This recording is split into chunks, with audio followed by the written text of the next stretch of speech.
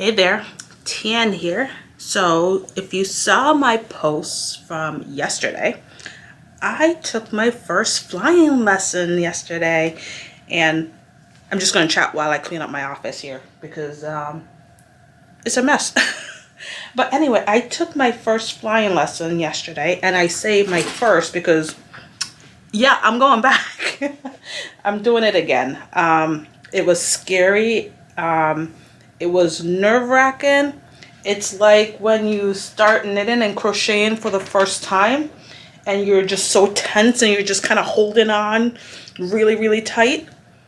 Yeah, that was me yesterday. But I'm confident that if I can learn to knit and crochet and learn to design and do all the things that I've done, then that will just be another thing I can learn and overcome. Yeah, crazy hair today. It's gonna be a wash day, so braids are out. But I wanted to talk about that experience because I think for a lot of us, when we get to a certain age, right, we think that we've done it all. Maybe we're not willing to learn again and possibly fail again, especially in public. This was something that we planned for my 40th birthday. So last year I put this on my bucket list of things to do. It was gonna be skydiving, but hubby put his foot down. Yeah. And I mean, we have a 16-year-old, and just in case something happened, that was the right decision for then. But I think in the future I will be doing the skydiving. Maybe when I'm 50. Who knows? Watch this space. But just putting some stuff in my desk drawer. Just trying to get organized here. But yeah, I think that a lot of us, we try things that we think we're going to be good at, especially at a certain point in our lives, because we don't want to fail. We don't want to fail in front of people. We don't want to show off and come off looking silly, right? And you know me. I come off being silly a lot. And I'm okay with that. But seriously though, that's the reality. We don't want to come off looking like we don't know what the heck we're doing, especially if we're in a space where we're supposed to be the expert. And I'm not here for that. I want to show you all the messy middles, because there's a lot of them. There are things that I do that don't look like other people, and that's fine. It doesn't have to be. And I'm willing to make mistakes just to show you that it didn't kill me, right? It's something that you can do and you can come back from. It's something that you can learn from. And even if it doesn't go the way you want, right? It's either a win, you actually won the thing that you're trying to do, or you learn something. It's never a failure. So that's what I did. And like I was saying, that was part of my goal, my birthday goal for my 40th, which was last year. And because of COVID, that didn't happen because we weren't taking the chances of going out into a small plane with people with no restrictions back in spring and summer. But we did a lot of research. We looked at what they're doing for COVID, putting some yarn away, what precautions they're taking. We looked at videos and things like that. And we were pretty confident that they were following guidelines of mask wearing and social distancing. And let's be real, this is a little plane. It's a little Cessna plane. There is no 6 feet apart. But, you know, I don't have any symptoms. My trainer, he didn't have any symptoms, obvious symptoms. And, you know, when we talked, I felt confident that he was taking the precautions and he was being safe. So that was what we decided to do. We were supposed to have this appointment last Saturday. Saturday the 5th, I think. But there was a major storm here. So that was canceled. I was bummed. And we were able to get in on Friday, which perfect. Because you know I usually take Fridays off. As part of my business plan. As part of my business model. So had Friday off. My husband now has Fridays off as well. Because of cutbacks at his job, which is totally fine. Which I'm actually kind of happy about. A little bit. Because he's been working nonstop through COVID when a lot of his co-workers, you know, had the mandatory time off when they shut down the office. But he was working from home, and I think he was working more hours than he would have if he was actually in the office. And that's the thing. When you work from home, you put in a lot more hours than you do at the office, because there is a clear sign at the office that work is over. You shut down your computer and you leave the office, you get in your car, you drive home. When you work from home, you can close the door, you can turn off your computer, but you can easily go back into that room and, you know, respond to an email real quick or something like that. Especially when they're calling you on your cell phone and not your office phone. So there's that.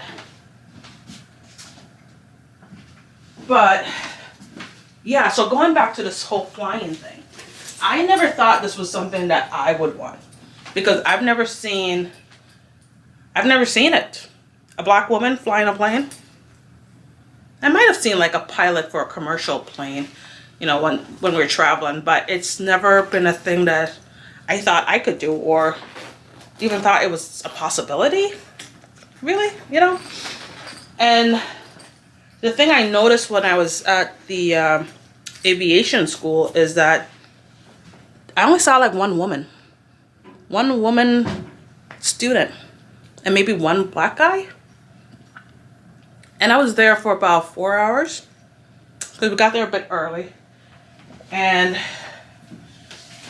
yeah, I mean, representation does matter, because I think if I had seen what I do or see on social media other people doing things that seem abnormal, it would make me do it a lot sooner.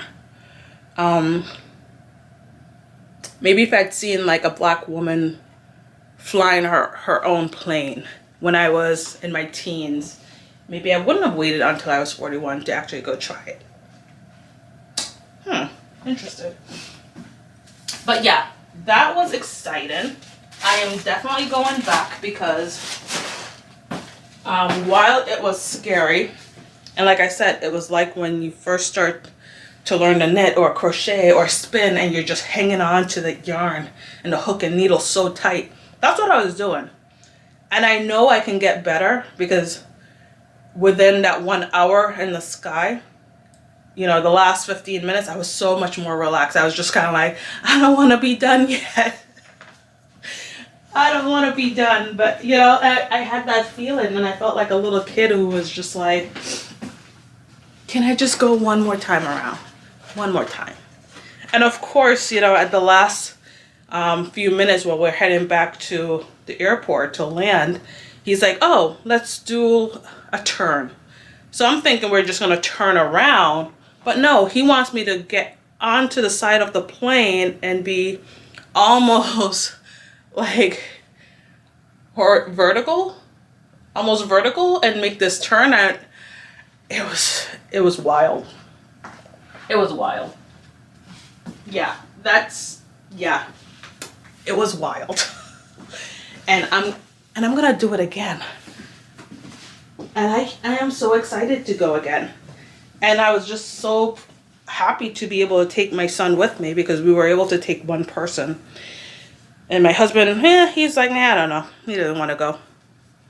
And I told my kid, you're gonna be my paparazzi for this flight. And I love it. I love being able to share with him this experience, as a black child, a mixed child, to see that, look, whatever you want to do, whatever the thing that come to your mind, don't just, oh, that's not for me.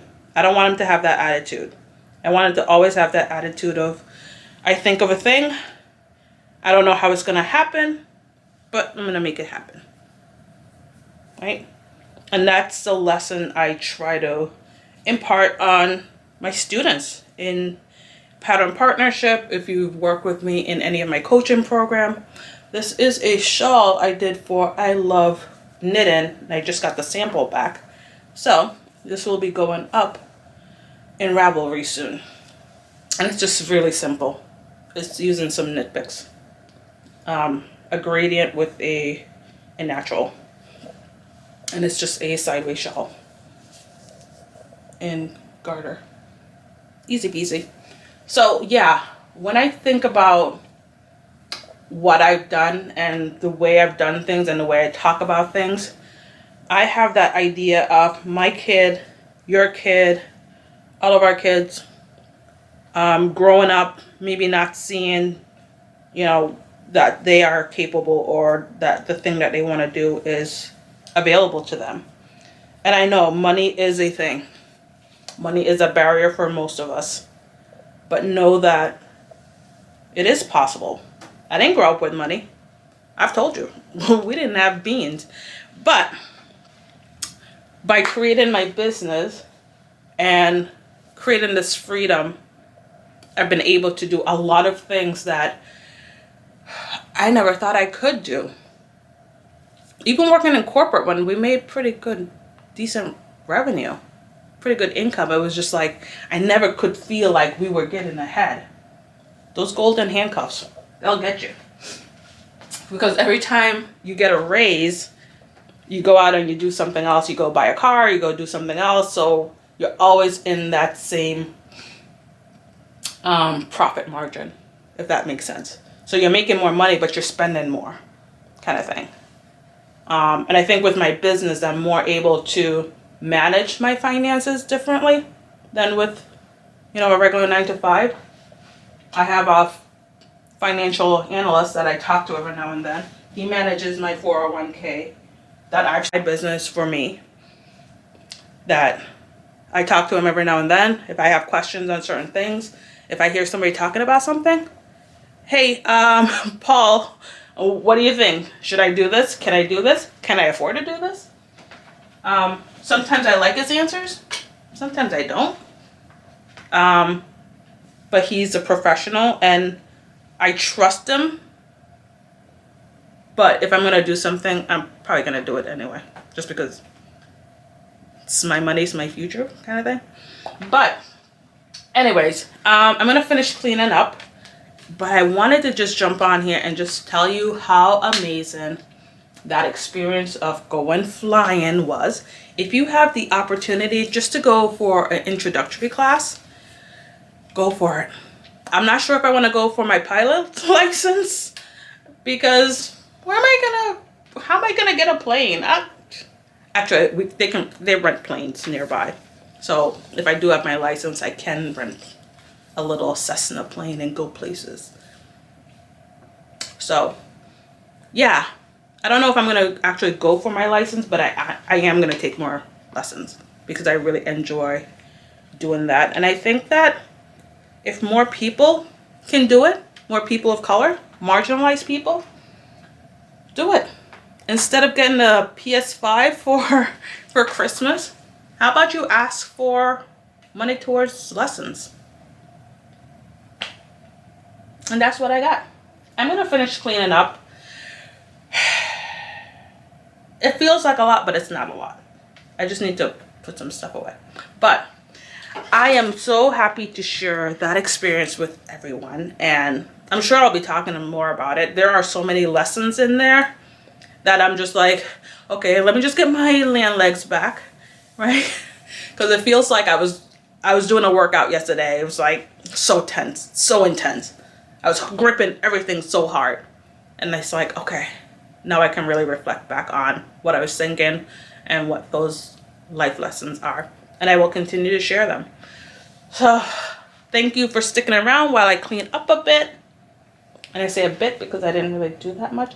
But thank you so much for hanging out with me and for sticking around, watching my journey, watching me fail, watching me win, watching me just do things and see what happens.